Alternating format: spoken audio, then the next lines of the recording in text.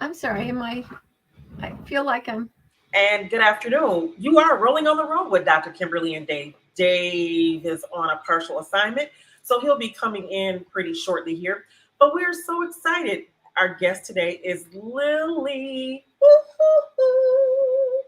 I just like saying your name, Lily. Lily. Oh, thank you, Dr. Kimberly. It's Lily. wonderful to see you, and thank you for having me. Oh, absolutely. You look beautiful today. Well, Just, thank just, you. just gorgeous. Just gorgeous.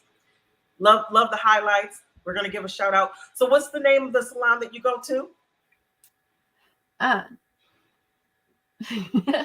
um, I will get back to you on that one. She's like, okay, Sorry. because we like to give shameless plugs around here. And last week we were highlighting small businesses because I believe Uh-huh. that small businesses are the backbone to our society, and that's what's going to help us to pivot out of this pandemic. But anyway, Mhm. uh, I know what it's called. It is okay. called the Haven Salon, and it's on 68th Street in Caledonia.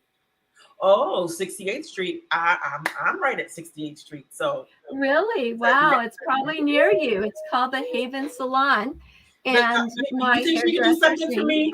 Like, oh my gosh, is she doing Well, something? Jenny Arnold.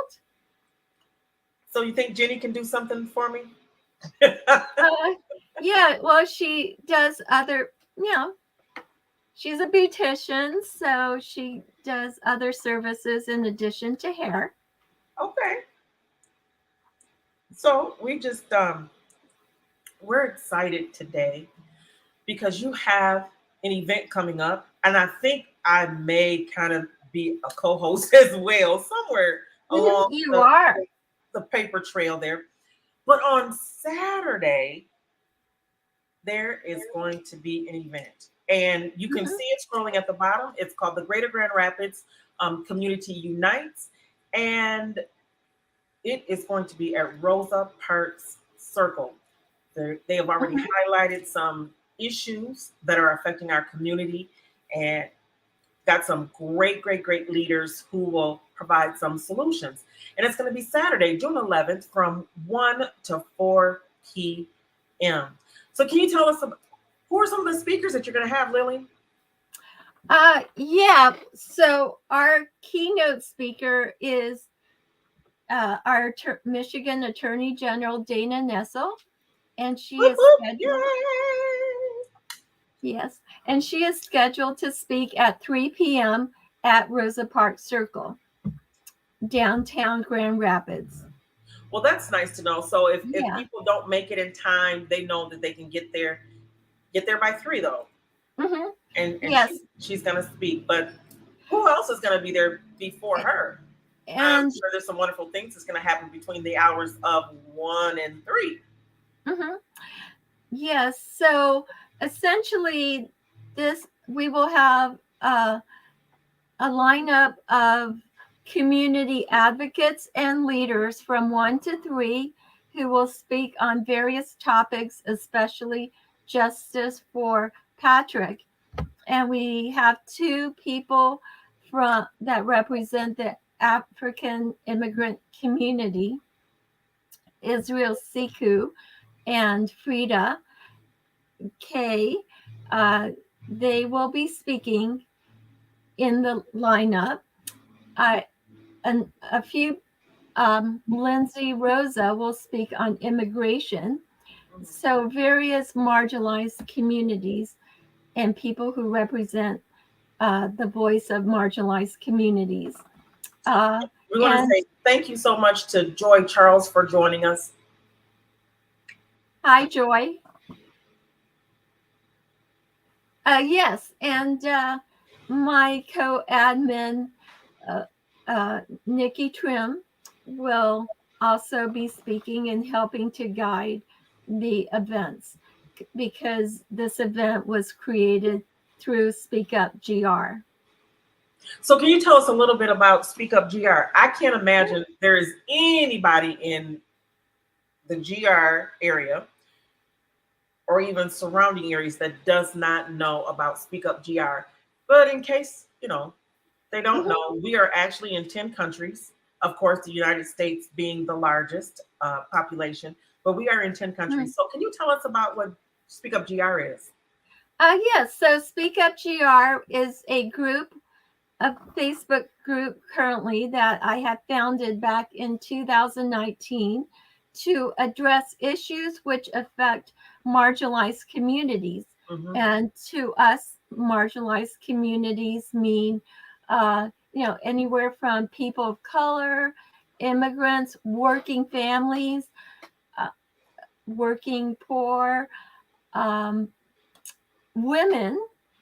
Absolutely. So yes, uh, and many communities which need a rising or an amplified voice in our system in society, and this is why I created it back in 2018, and since then it has grown, and it is now over 4,000 members, and it is a very active page. Very. Yeah. In fact, we're going to do just like this. We're going to click share and we're going to send this to a group and we're going to go to Speak Up.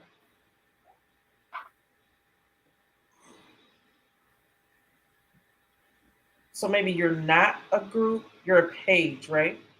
We're a group. We're a Facebook group at the moment. Okay, let's go. Let's go here.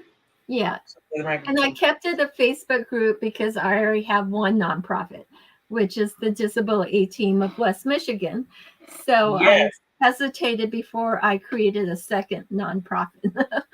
All right. So we're gonna share it there, and we got Speak Up GR. We're gonna click uh, Mhm. share there. There we go. So now, if you click on either one of those pages, you'll be able to see the show as well, or you Mhm. can catch us on the replay on YouTube, Twitter, Twitch, and right here on Facebook. Uh, you guys have such great information. What are some of the latest issues that will get talked about? Because I mean, there's a plethora of things that could be talked about, but Mhm. do you guys have a concise list for Saturday of the issues that are going to be addressed? Uh, yeah. So it will be an extension of Speak Up GR in the sense that the issues will focus on issues that affect marginalized communities. Mm-hmm. Uh, on the top of every many people's list will be Justice for Patrick, Mm-hmm.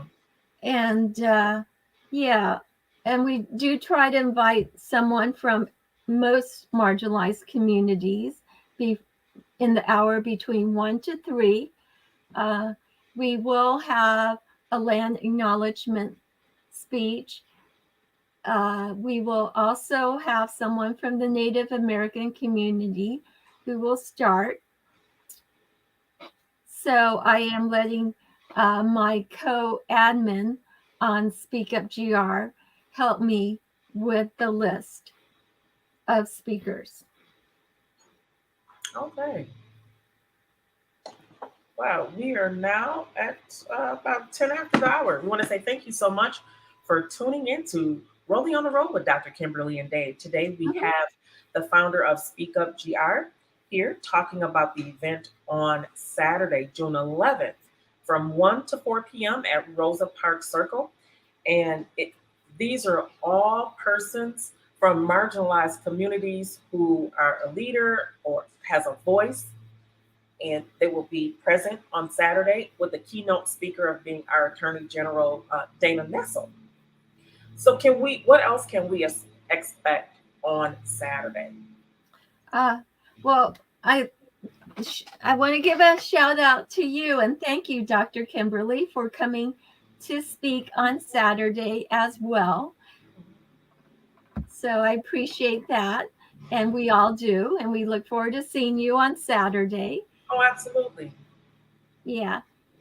And soon we will publish our host committee in the next day or two. for our event, and our host committee is separate from our speaking list, and then we will work on our speaking list in the next 2 to 3 days Wow, before. that's cutting it kind of close. So are we Yeah. keeping it a secret? We pretty much know who is on there, including you, and we are just working on a few more pieces. So what does it take, Lily, to put something like this together? What do you think the glue is? I mean, you've been doing this Hmm. since, let's say early 2018, and I think Hmm. full force by 2019. Hmm. Um, what has it been about your group that you could draw Hmm. 4,000 people to it?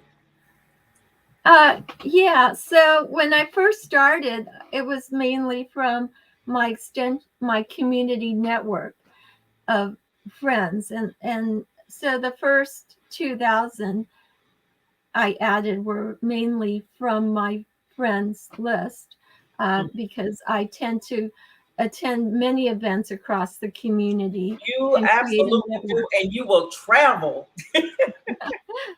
Yes, and I think that's part of the secret of community organizing is not just doing an event or creating a page, but that you've done the work of being in the community for years and been highly involved in the community.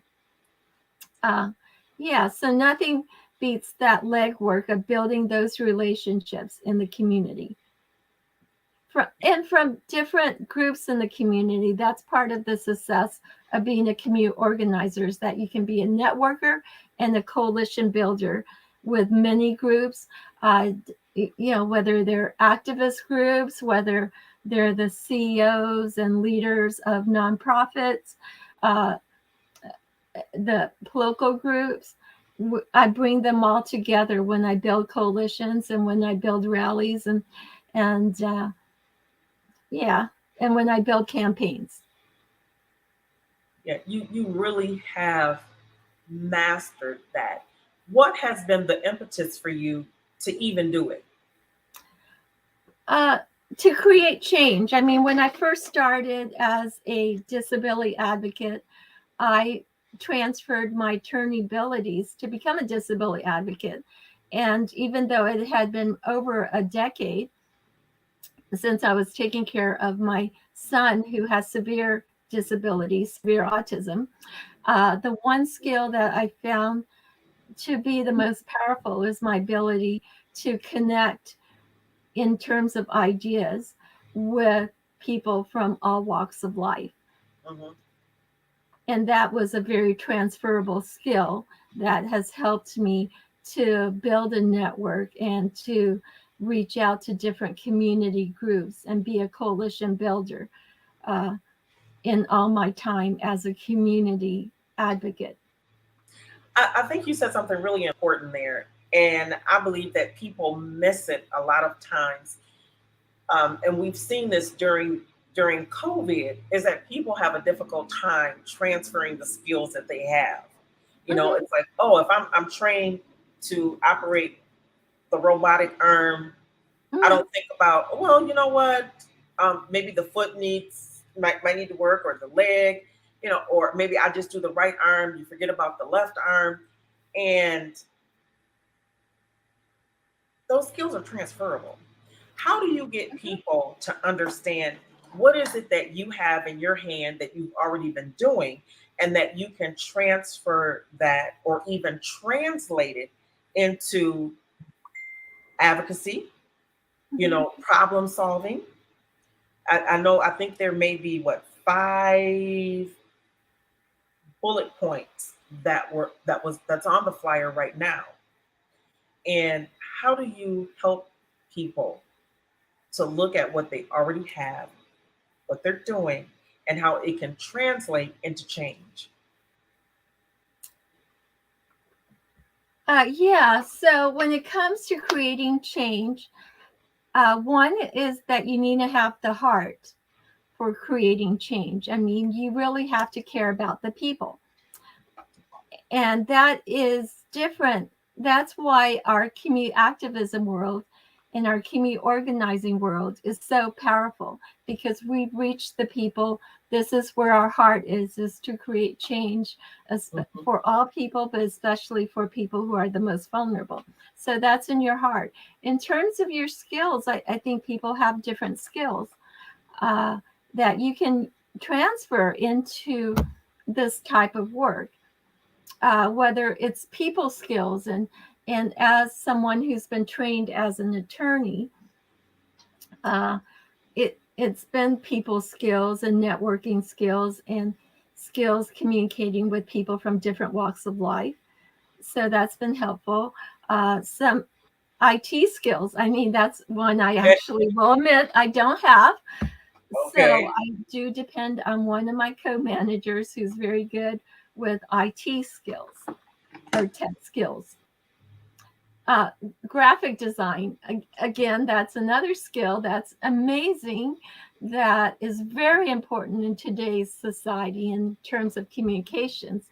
And I love to think I'm a good graphic designer the way Johnny Depp thinks he's a good rock star. And, You're and funny. Yeah, okay. yeah, and then there's people on my team that shake their head and tell me I'm the worst graphic designer they've ever met. Hey. I can play the air guitar. Again with one hand. Yeah. And this is, by the way, not a comment on Johnny Depp's music skills. I have No, never heard of course him, but not. I'm sure No. it's not as great as his acting skills. Disclaimer. Yeah. Oops.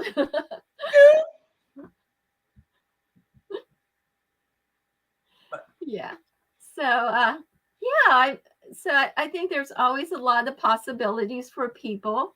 The one thing I would say about success is when doors close, always remember that other doors will open. And so you just have to be creative enough and positive enough and hopeful enough.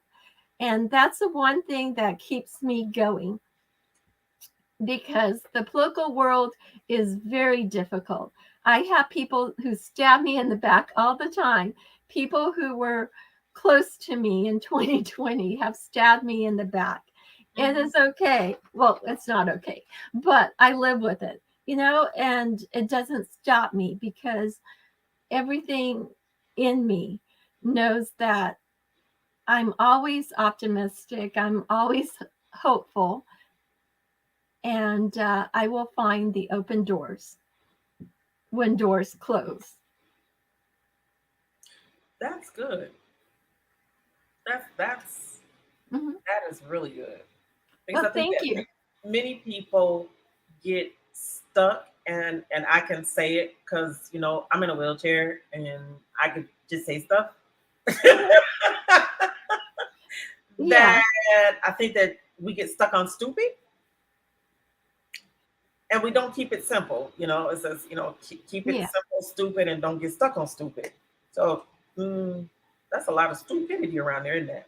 Well, it is hard, and part of it's being human. And some days it will be more difficult. I mean, yesterday, it was my son's first day home from school, and so this whole week he's home.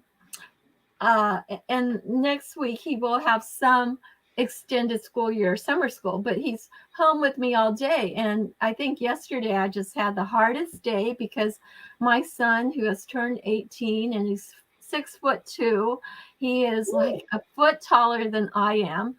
I I had my hands full, and yeah, and he is severely autistic. He's nonverbal.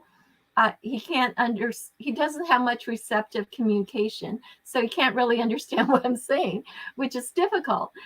And there are times where I just want to cry, and under the pressure. But it's what we do as women, especially, and as people, is we get up. We will have our bad days, but I try never to complain about how bad things are, and to always think about the change that we can accomplish and the good that we can do and what we can do that no one else can do. Yeah. Well, just know I'm holding your hand right now, and I'm hugging you. I'm embracing you because that was a very transparent moment. So I just want you to know Oh, that I'm there in the moment with you. I even have, got a little tissue, because sometimes, well, thank you so much. You caught me. It like, must be you, Dr. Kimberly. I don't usually have transparent moments, but so this it is, must. here's our tissue, and I'm doing like this with you, and I'm holding your hand as you go through. Oh, thanks. I know. I think about my days and how difficult they can be, but just like you, I can't let it stop me. And I think we said in the in the green room backstage that the prettier I look, that's probably one of my worst days because I'm not going to allow my circumstances to dictate who I'm going to be or what I'm going to be today. And I love how Hmm. the tenacity that you've had as a mother caring for your son has translated. Here's the words again. Has translated. You've pivoted, and you've taken it to another level and used it in another area. Hmm. And I think that's phenomenal. That's Well, phenomenal. thanks. And I think, people just need to know what their strengths are. And, sometimes I used to beat myself up and, and yeah, just beat myself up that I wasn't the best mom.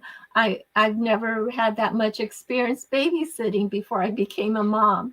And, yeah, it's true.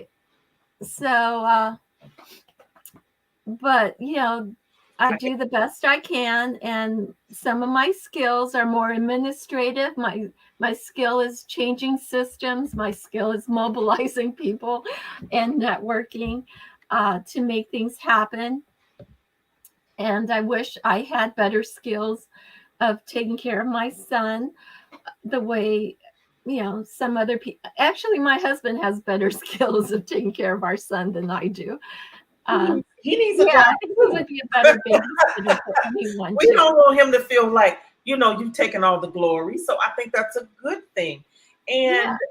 And as I watch the group on the regular, on days that you're not posting a lot, there are other people who take up the slack so that you can Mhm. do. And I think that's a great skill that we don't even think about. As I've been a part of this campaigning process, um, Mhm. it's different. Mhm. Uh, but I'm finding that I have so many skills that are transferable into this, Mhm. and one of them is all the rules that we learn in kindergarten. Everything that we need to know for Mhm. life, we learn in kindergarten. And one of the things that it is that we learn how to work as a team player.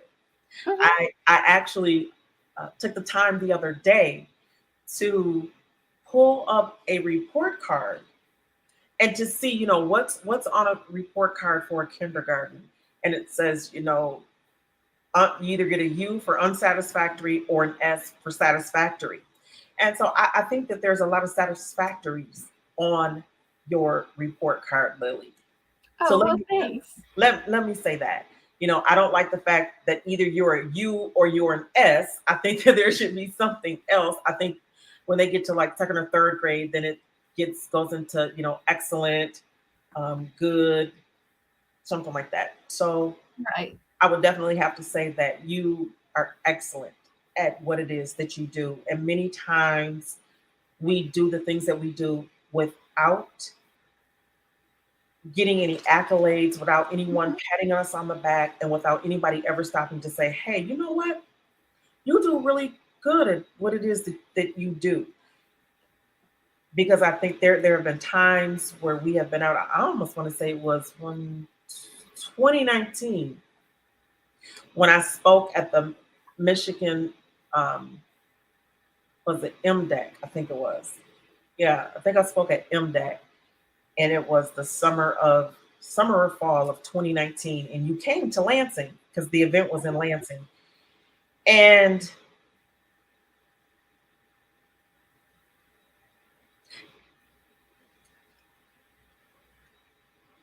you were sharing your advocacy journey. You and Michelle Childs, and you talked about taking your son to a restaurant. Mm-hmm. He started acting out, and how Michelle came to your defense because the people in the room were offended. Mm-hmm. And, Yeah, and I was in the bathroom too, I think, or something. you So know, I didn't see it, and unfortunately.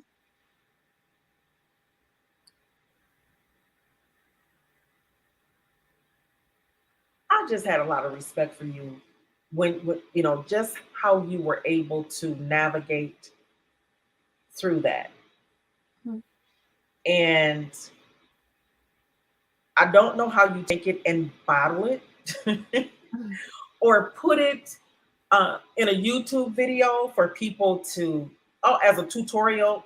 Because I mean, we're all famous. I'm telling you, I've got this Mm-hmm. grandiose wheelchair and a couple things I couldn't figure out. So, oh, just Google, it'll take you to YouTube and get a tutorial. Mm-hmm. Um, but I wish there was a way Mm-hmm. that you, especially, and others, how do you put this into a tutorial, if you will? That I think that if people possess what you had, I don't think that we'd be running around here talking about Roe versus Wade. I don't Mm-hmm. think that we would be having these conversations about guns, uh, because they could take what it is that you have and transfer those skills and become problem solvers. And I have to say, as a person who spent the first 47 years not being quote unquote disabled, because if you look at the definition of disabled, just being a woman of Mm-hmm. color, makes you disabled on a whole lot of Mm-hmm. levels. And marginalized. Thank you. You know,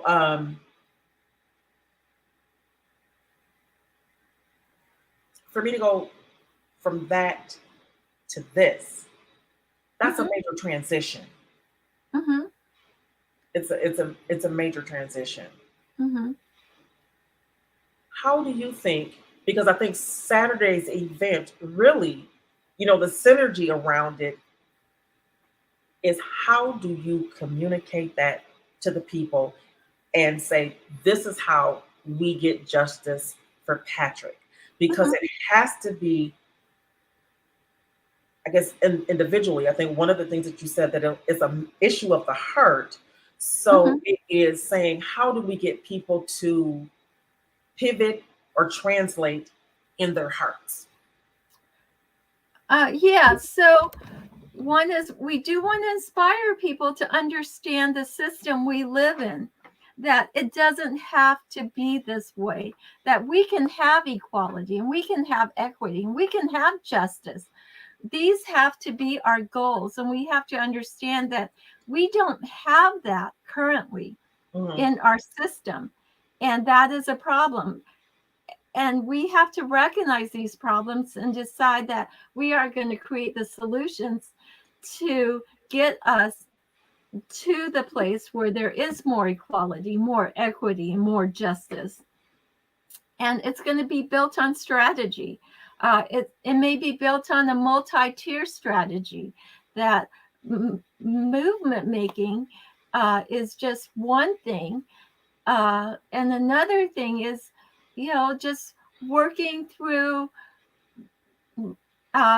elected officials. I think that's important. And I've said this before, it's going to take a multi-tier strategy to accomplish change and for us to accomplish change together. So we need to all be inspired and on the same page that these are our goals. Let's work together. Let's work as coalition builders across various groups and know that we all want the same thing. We want a better society with the justice and the equality and equity that help us all sleep at nights, that help us because we all love our neighbors and we want to create a better society together. So that is our goal. And let's also work on the strategy part. And that movement making is one thing, but electing true, authentic public officials who have been brave, who have a track record of being brave and fighting for the people, in fighting for people who are marginalized or people who are vulnerable, even though other people who are powerful, elite, establishment might be threatening them in some way, uh, or that they continue to be able to fight for the people. And that's flexing the muscle bravery. That is building a profile and courage for these elected officials. And I think everyone needs to let more of the profiles and courage. People who want to do the right thing for the people, who do not have a machine behind them. But when they are elected by the people without the machine, then they can think independently and truly work to help the people once they're elected.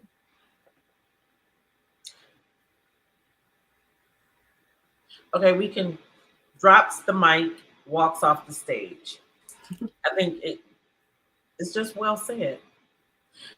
Um, we don't need to elect more puppets. We need to elect people who have a voice. And I think that those who have, are we supposed to be on this topic? Okay, we are on the topic. We have so many topics. we're on the topic. I agree. You know, as I look at those who are currently in office, okay, I'm trying to be a ginger about this. Um, I look at those who are on the ballot now. There are so many new people. And it is my hopes that all of the new people who are running, including myself, that they have that mindset. I'm here to make a change. Mm-hmm. Because, you know, with my nonprofit, 100 Shades, we want to improve the quality of life for persons. You know, we do it legislatively, we do it financially. You know, we have to change that economically. We need to have those community partnerships, and there needs to be education. And I think there are times where, you know, like for me, when you earn a doctoral degree, that is considered final. There's nothing else left necessarily for you to learn from a book, but now it's time for you to say, okay, you've got all of this knowledge. What are you going to do with it? You begin to write, you know, dissertations, you begin to consult with others, and you say, all right, these are the things that we see that are wrong, and this is how we come up with this plan in order to execute it. And we have to be confident enough for the execution. And I think that's part of what's happening. Because do I think that all police officers are bad? Absolutely not. But I do know that just like being in the military, we have these codes. And somebody has to be bold enough and strong enough to say, yo, what you did was not right. I don't think that you should have handled it that way. I know you've been on the job 10 years and you may not have the rigid adherence to protocol that you did when you first come out of the academy, or like we did at our boot camp. But guess what? Our job is to protect and to serve, not to intimidate and to kill. Mm-hmm. Oh You yeah. know, we're in a free country. We're not in a third world country. We're not in some big regime. We're not in a communist community. But this is, we're supposed to have some freedoms and some free Mm-hmm. will. And I think you made a good point about the hurt needing to change. People being bold enough to say, guess what? I don't think this is right. We don't need to snatch people out their cars like this. We Mm-hmm. don't need to draw our guns. If we don't see anything, how about we could wear more protective equipment? You know what I mean? Mm-hmm. The only thing they don't have, I think, a protection for is something to put around your neck. But having been in the Mm-hmm. military, they give you a wonderful helmet to protect your head in case you get a headshot. There's nothing that protects your neck. But you guys definitely, they have, I shouldn't say that much, but Mm-hmm. there's enough that when you Mm-hmm. leave out, you can be protected so that you don't have to worry, okay, if someone pulls a gun or pulls a knife, all right, you got my vest or my protective equipment. But that's not what we always hear. Mm-hmm. you know I would say 90% of the cases, people are unarmed. People are suffering Mm-hmm. from different disabilities, especially either they're having a mental or a psychotic break, or they're like your son, they're severely autistic. And so it's like, don't touch me. I have no language to be able to communicate that what you're doing is, and so they only know how to respond with their bodies and, whatever that looks like, they're Mm-hmm. flailing around. That doesn't require you to pull your gun and shoot that person. Mm-hmm. It Yeah. Yeah, there needs, I mean, all organizations and systems are imperfect. And so we need to be able to create the solutions to fix those holes, certainly.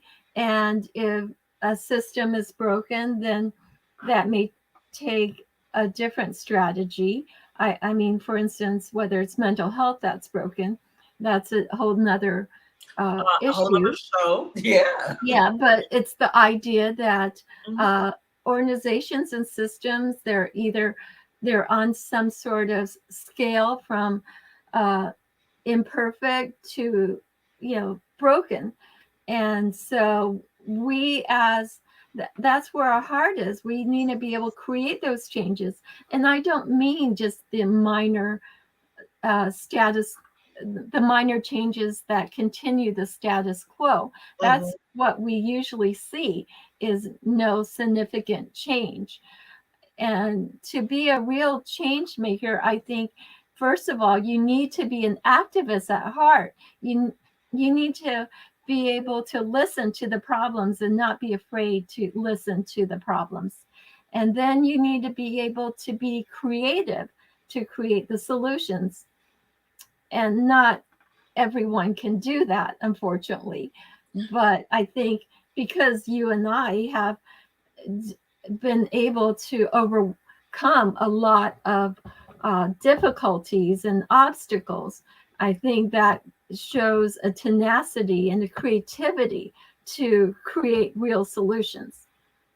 I think that is, really part of my platform. I'm very transparent on the medical difficulties that I've experienced. However, I believe that they have been the catalyst for me to Mm-hmm. say, what, there's some faults in this system, and I'm bold enough to say this needs to change.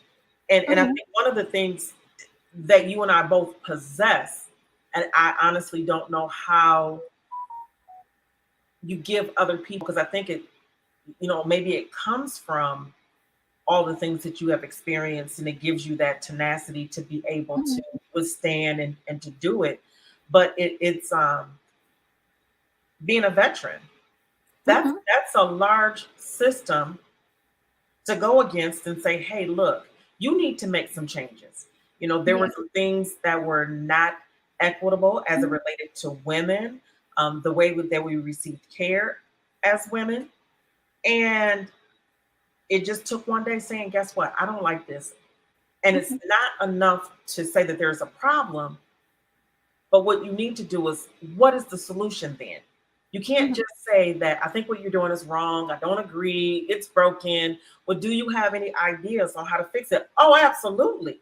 And I Mhm. think that's what ended up being the difference is I took that experience that was negative and said, okay, if I had, here we go. We're gonna take our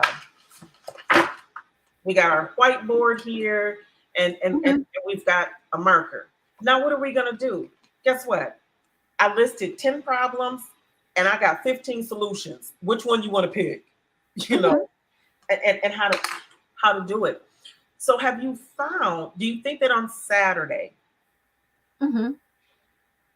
you know, you have people from different marginalized areas that are going to talk about a problem, do they have a solution? I mean, because we don't want to keep Mhm. rehearsing what the problem is. We're, I think that, how do I want to, I'm starting to get frustrated. That's because when I think that, okay, Mhm. we can't keep rehearsing the problem.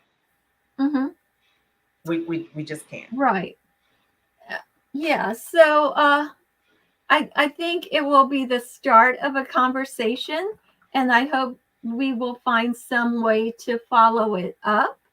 Uh, I think people from their experiences might present what ideas that people others from their same marginalized community may face, and we want to listen with the heart of an activist, and that's the first step to creating solutions, is to truly understand the problems of marginalized different various marginalized communities. That's the first step, and I hope we continue to go from there to think about solutions, and I would like to help in that process further on down the line. Maybe not on Saturday. We do have limited time, but we'll get the conversation started. But yeah, let's be creative. Let's continue to build coalitions and listen to various groups so that we can create those solutions together. And that's how we succeed, really. I think that it needs to be said that not every solution requires money. Mm-hmm. It doesn't cost anything. And before I finish that, we're at, the quarter till hour. Is there any final things that you want to say other than meet us on Saturday, um, June 11th from 1 to 4 p.m. at Rosa Park Circle? Any final words? Uh, I look forward to seeing you and our whole Speak Up Grand Rapids team and others in our host committee, with over a dozen people in our host committee, welcome you and look forward to meeting you as well. Anyone who comes, and our speaker list maybe will likely vary from the host list, but let's listen with open hearts and open minds to the different issues that various marginalized communities face. I want to say thank you so much for tuning in to Rolling on the Road with Dr. Kimberly and Dave. Dave was on assignment today. And I want to say thank you to Lily, who has just been this phenomenal community activist for many, many years. And we want to say thank you to her son uh, for pushing her in that direction. We definitely have to tell him thank you, because sometimes it's those things that happen in life that push us towards our purpose. Mhm. As much as we don't like them, they may frustrate us, but that's what actually, becomes our catalyst for us to move into what it is that we have truly been called to do. And Mhm. it's a call to action Mhm. within us and how we're able to call others to action. I'm really hoping that everyone comes out on Saturday. Let's make this a wonderful event. Let's be peaceful, let's be respectful. And one of the things that I think is most important is that it doesn't cost you not anything monetarily, but maybe it will cost you in having a better life by Mhm. changing your heart. I think that's what has been the theme this last 45 minutes, that most of what we are experiencing is a heart issue. It's an issue of the heart. And it's just a matter of saying, I'm going to be bold enough and confident enough to execute change within my sphere of influence. So I challenge you this week and many weeks to come to have the confidence to execute change. Have that confidence, that boldness, that braveness to execute change within your sphere of influence.